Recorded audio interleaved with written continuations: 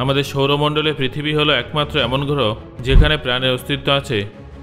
তবে এটা কিন্তু কোনো নির্দিষ্ট একটা কারণের জন্য সম্ভব হয়নি, বরং এর পিছনে একাধিক কারণের একটা দীর্ঘ তালিকা আছে, যার মধ্যে একটা অন্যতম কারণ হলো পৃথিবীতে হওয়া দিন ও রাত এবং জলবায়ুর পরিবর্তন। আপনারা সবাই হয়তো জানেন যে পৃথিবীর মোশনের কারণে এটা সম্ভব হয়। যখন পৃথিবী তার অক্ষে আবর্তন করে তখন দিন এবং রাত হয়, আর যখন পৃথিবী সূর্যের চারদিকে পরিক্রমণ করে তখন জলবায়ু তৈরি হয়। পৃথিবী 360 ডিগ্রি আবর্তন করার পর একদিন সম্পূর্ণ হয়। এক বছরে পৃথিবী সূর্যের চারদিকে প্রায় 1 বিলিয়ন কিলোমিটার যাত্রা করে। আমরা পৃথিবীর যে প্রান্তেই থাকি না কেন, আমরা সবাই ব্রহ্মাণ্ডে হাই স্পিডে ট্রাভেল করছি। আমি যদি আপনাদের বলি যে আমরা মহাকাশে 300 কিলোমিটার প্রতি সেকেন্ড স্পিডে ট্রাভেল করছি, তাহলে আপনাদের হয়তো সেটা বিশ্বাস হবে না। সেই জন্যই আজকের এই ভিডিওতে আমি আপনাদের এই বিষয়টা ভালোভাবে বুঝিয়ে দেব। স্বাভাবিকভাবেই স্পিড এবং মোশন সংক্রান্ত বিষয়টা অত্যন্ত জটিল, তাই আমাদের পৃথিবী থেকে শুরু করে গ্যালাক্সি এবং গ্যালাক্সিকে ছাড়িয়ে সোজা বিশ্ব ব্রহ্মাণ্ডে প্রবেশ করতে হবে। তাহলে চলুন বন্ধুরা, মহাকাশে আমরা কত স্পিডে ট্রাভেল করছি সেটা সম্পর্কে জেনে নেওয়া যাক। এটা তো আপনারা নিশ্চয়ই জানেন যে পৃথিবী ছাড়াও সূর্যকে অন্যান্য গ্রহ, ধূমকেতু এবং উল্কাপিণ্ড আবর্তন করছে এবং সম্পূর্ণ সৌরজগৎ একজোট হয়ে আমাদের গ্যালাক্সির কেন্দ্রে অবস্থিত ব্ল্যাক হোলকে অরবিট করছে। এর থেকেও বড় স্কেলে আমাদের মিল্কি ওয়ে তার লোকাল গ্রুপের সঙ্গে ইন্টার গ্যালাকটিক স্পেসে ট্রাভেল করছে। এই সব কিছু যুক্ত করে আমরা একটা চূড়ান্ত কসমিক মোশনকে ক্যালকুলেট করব। তবে মনে রাখবেন, মোশন সবসময় আপেক্ষিক হয়, অর্থাৎ আমরা কিসের সাপেক্ষে কোনো এক জিনিসের মোশন এবং স্পিড নির্ধারণ করছি তার উপরে নির্ভর করে। যেমন ধরুন, ট্রেনে বসে থাকা দুজন প্যাসেঞ্জার একে অপরের রেসপেক্টে মোশনে নেই, কিন্তু যে ব্যক্তি ট্রেনের বাইরে দাঁড়িয়ে আছে তার কাছে ওই দুজন প্যাসেঞ্জারই মোশনে আছে। অর্থাৎ স্পিড এবং মোশন হলো রিলেটিভ এন্টিটিস। বন্ধুরা, সবার প্রথমে পৃথিবীর স্পিনিং স্পিড থেকে শুরু করব, অর্থাৎ পৃথিবী নিজের অক্ষের উপরে কত স্পিডে ঘুরছে সেটা সম্পর্কে জানব। এখানে আপনাদের এর উত্তরটা সহজ বলে মনে হলেও এই বিষয়টা কিন্তু একটু জটিল। পৃথিবী অনবরত আবর্তন করার কারণে পৃথিবীতে আপনার স্পিড কত হবে সেটা নির্ভর করবে আপনি পৃথিবীর কোন প্রান্তে আছেন তার উপর। আমাদের ধারণা যে আমাদের পৃথিবী একটা রিজিড বডি। নিজের স্পিডের কারণে পৃথিবীর আকার খুব বেশি পাল্টায় না। পৃথিবী তার অক্ষে একবার আবর্তন করতে 23 ঘন্টা 56 মিনিট 4 সেকেন্ড সময় নেয়। পৃথিবীর গড় ব্যাসার্ধ 6371 কিলোমিটার। তবে এটা গড় ব্যাসার্ধ। পৃথিবীর বিভিন্ন প্রান্তে পাহাড়, খাদ এবং আরও অনেক কিছু আছে। তবে যেহেতু পৃথিবী ঘূর্ণায়মান, তাই পৃথিবীর বিষুবরেখায় ভীষণ বড় একটা বাল্জ আছে। পৃথিবীর যথাযথ ব্যাসার্ধের কথা বললে, পৃথিবীর নিরক্ষরেখায় উপস্থিত একটা আগ্নেয়গিরি মাউন্ট চিম্বোরাজের কেন্দ্র থেকে সবথেকে দূরে, মানে 6384 কিলোমিটার দূরে আছে। অন্যদিকে দক্ষিণ মেরু 6356 কিলোমিটার দূরে, মানে সবথেকে কম দূরত্বে আছে। তাই বলা হয় যে পৃথিবীর মেরুর দিকে কিছুটা চ্যাপ্টা, আর সেই জন্যই পৃথিবীর নিরক্ষরেখায় পৃথিবীর স্পিড সবথেকে বেশি। সেটা হলো 1676 কিলোমিটার প্রতি ঘন্টায়। আমরা যত মেরুর দিকে এগিয়ে যাব স্পিড তত কমতে থাকবে। যেমন 45 ডিগ্রি অক্ষরেখায় এই স্পিড প্রতি ঘন্টায় 1183 কিলোমিটার হয়ে যাবে, যেটা মেরু বিন্দুতে পৌঁছে শূন্য হয়ে যাবে। পৃথিবীর ভৌগোলিক মেরুতে সব কিছু রোটেট হয়ে যায়, কোনো কিছু ডিস্টেন্স ট্রাভেল করে না। পৃথিবীর ঘূর্ণনের কারণে আমাদের স্পিড পৃথিবীতে আমাদের অবস্থানের উপরে নির্ভর করে, যেখানে সর্বোচ্চ স্পিড প্রতি ঘন্টায় 1676 কিলোমিটার এবং সর্বনিম্ন স্পিড হয় 0। বন্ধুরা, তাহলে চলুন এবার জেনে নেওয়া যাক যে পৃথিবী সূর্যের চারদিকে কত দ্রুত মুভ করছে। সবার প্রথমে পৃথিবী রোটেশনের দ্রুততম স্পিডের কথা বলবো, যেটা হলো প্রতি ঘন্টায় 1676 কিলোমিটার। তবে পৃথিবী যে স্পিডে সূর্যের চারদিকে আবর্তন করে সেই স্পিডের সামনে এটা কিছুই না। পৃথিবী সূর্য থেকে প্রায় 15 কোটি কিলোমিটার দূরে থেকে অরবিট করে। পৃথিবীর এই অরবিটে স্থিতিশীল থাকার জন্য প্রতি সেকেন্ডে 30 কিলোমিটার স্পিডে ট্রাভেল করতে হবে। তবে আমাদের পৃথিবী সারা বছর জুড়ে সূর্যের চারদিকে ভিন্ন ভিন্ন স্পিডে পরিক্রমণ করে। পৃথিবী যখন সূর্যের সবথেকে কাছে থাকে তখন পৃথিবী সবথেকে দ্রুত প্রতি সেকেন্ডে 30.29 কিলোমিটার স্পিডে মুভ করে। সূর্য থেকে দূরে সরে গেলে পৃথিবীর স্পিড প্রায় 3% কমে যায়। তখন পৃথিবী প্রতি সেকেন্ডে 29.29 কিলোমিটার স্পিডে ট্রাভেল করে। এইভাবে কাছের গ্রহগুলোর স্পিড বেশি হয়।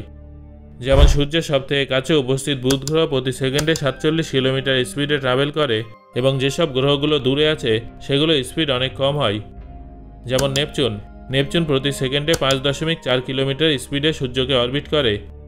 পৃথিবীর সর্বোচ্চ স্পিড প্রতি সেকেন্ডে 30.29 কিলোমিটার। তবে পরবর্তীতে আলোচিত কসমিক মোশনের কাছে পৃথিবীর এই স্পিড অতি নগণ্য।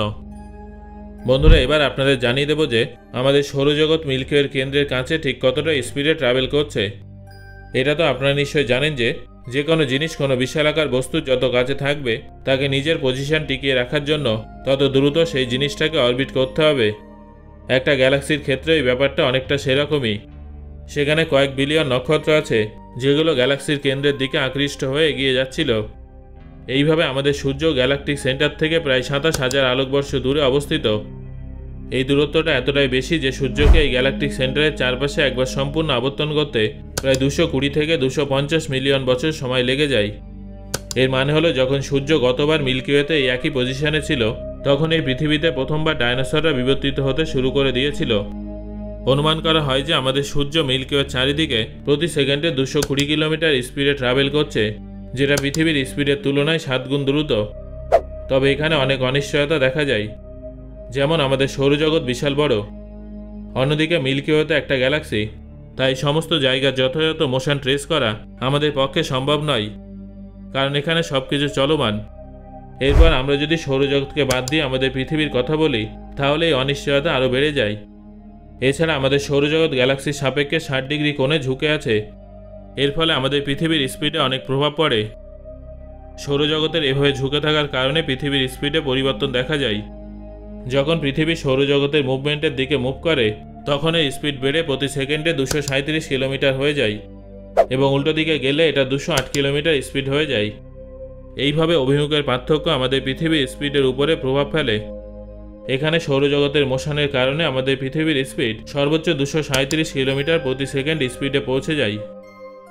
বন্ধুরা, এবার আমাদের নিজস্ব মিল্কি ওয়ে গ্যালাক্সির কথা বলবো যে তার লোকাল গ্রুপের ভিতরে ট্রাভেল করছে। দুটো বস্তু যত বেশি বড় হয় তাদের গ্র্যাভিটেশনাল অ্যাট্রাকশনও তত বেশি হয়। এই ম্যাসিভ ইনফ্লুয়েন্স এই কসমিক স্কেলেও আমাদের ফাস্ট স্পিড অর্জন করতে সাহায্য করে। আমাদের লোকাল গ্রুপে ছোট বড় মিলিয়ে মোট 60খানা গ্যালাক্সি আছে, যার মধ্যে অ্যান্ড্রোমিডা গ্যালাক্সি সবথেকে বড়। দ্বিতীয় স্থানে আছে আমাদের Milky Way galaxy. Andromeda galaxy Milky ওয়ের তুলনায় 25 লক্ষ আলোকবর্ষ দূরে আছে এবং মিল্কি ওয়ের তুলনায় প্রায় দ্বিগুণ ভারী। এত দূরত্ব এবং বিশাল আকারের কারণে অ্যান্ড্রোমিডা গ্যালাক্সি সময়ের সাথে সাথে কীভাবে নিজের পজিশন পাল্টায় সেটা জানা খুবই কঠিন ব্যাপার হয়ে দাঁড়ায়, যার ফলে এর স্পিড সম্পর্কেও সঠিকভাবে জানা যায় না।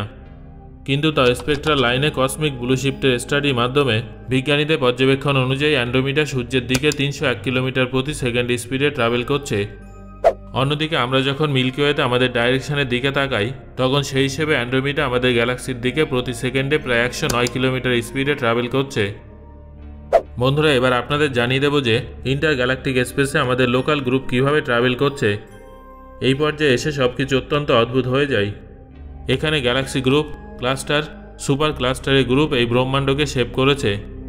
মহাকাশের যেসব এলাকা অনেক ঘন সেগুলো আমাদেরকে তার অত্যাধিক মাধ্যাকর্ষণের সাহায্যে নিজের দিকে আকৃষ্ট করে, আর যে সমস্ত এলাকা খালি আছে সেটা আমাদের লোকাল গ্রুপকে বিকর্ষণ করে। একদিকে ভার্গো সুপার ক্লাস্টার আমাদের নিজেদের দিকে তার মারাত্মক মাধ্যাকর্ষণের সাহায্যে টানছে, অন্যদিকে মহাকাশে উপস্থিত শূন্য এলাকা আমাদের ভার্গো সুপার ক্লাস্টারের দিকে পুশ করছে। এই স্পিডটা সত্যিই মারাত্মক। প্রতি সেকেন্ডে প্রায় 300 কিলোমিটার স্পিডে আমাদের আকৃষ্ট করছে। অন্যদিকে প্রতি সেকেন্ডে 300 কিলোমিটার স্পিডে আমাদের মহাকাশের ফাঁকা এলাকা বিকর্ষণ করছে, যার ফলে আমাদের লোকাল গ্রুপ প্রতি সেকেন্ডে 600 কিলোমিটার স্পিড পাচ্ছে। তবে আমরা যদি একটা নির্দিষ্ট দিকের কথা বলি তাহলে আমাদের সম্পূর্ণ মোশন লিও কনস্টেলেশনের দিকে আছে। আমরা প্রতি সেকেন্ডে 368 কিলোমিটার স্পিডে লিও কনস্টেলেশনের দিকে ট্রাভেল করছি। এখানে একটা বিষয় আপনাদের জানিয়ে দেব, সেটা হলো মোশন কিন্তু আপেক্ষিক হয়। আমাদের যদি মহাকাশে নিজেদের স্পিড সম্পর্কে জানতে হয় তাহলে আমাদের এটাও জানতে হবে যে সেই স্পিডটা কার সাপেক্ষে হবে। এখানে আমাদের ফ্রেম অফ রেফারেন্স পরিবর্তনশীল। এই ব্রহ্মাণ্ডে কোনো কিছু স্থির নয়। এখানে ছোট থেকে বড় স্কেলে সব কিছুই মুভ করছে, তাই আমাদের সীমানা বর্তমানে এত পর্যন্তই আছে। ব্রহ্মাণ্ড আরও কত বিস্তৃত এবং আমাদের স্পিড কতদূর পৌঁছাতে পারে, এই স্পিড আদৌ সত্যি না মিথ্যা সেটা কারোর পক্ষে নিশ্চিতভাবে বলা সম্ভব নয়। সো বন্ধুরা, এই ভিডিও থেকে আপনি কোন কোন বিষয়গুলো নতুনভাবে জানলেন সেটা অবশ্যই আমাকে কমেন্ট করে জানান। ধন্যবাদ।